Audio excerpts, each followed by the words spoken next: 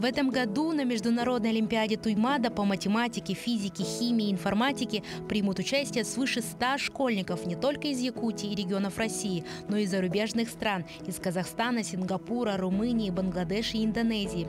В эти дни формируется сборная команда, которая будет представлять нашу республику. Учебные сборы Международной олимпиады Туймада проходят здесь, в Малой академии наук нашей республики.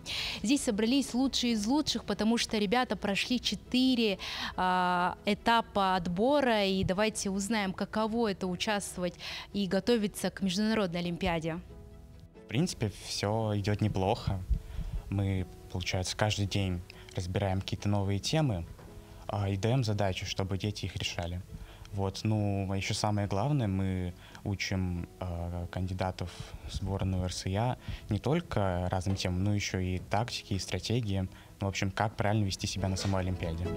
Программа учебных сборов расписана буквально поминутно. До обеда у ребят занятия по своим направлениям, а после обеда решение задач прошлых лет. То есть весь день посвящен только подготовке к Олимпиаде. Сложная Олимпиада. Я готовлюсь самостоятельно иногда. Чаще всего меня готовит учитель Арчимен Дмитриевич по математике. В Международной олимпиаде Туймада есть не только теоретическая часть, но и практическая, которую готовят лучшие преподаватели Малой академии наук нашей республики. Говорят, что ребята могут решать задачи на протяжении целых 4-5 часов.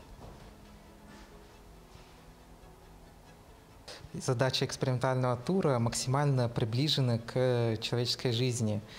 Это не просто лабораторные какие-то методы анализа, это, например, методы определения каких-нибудь показателей в Кумысе, Морсе и так далее. Таких задач огромное количество.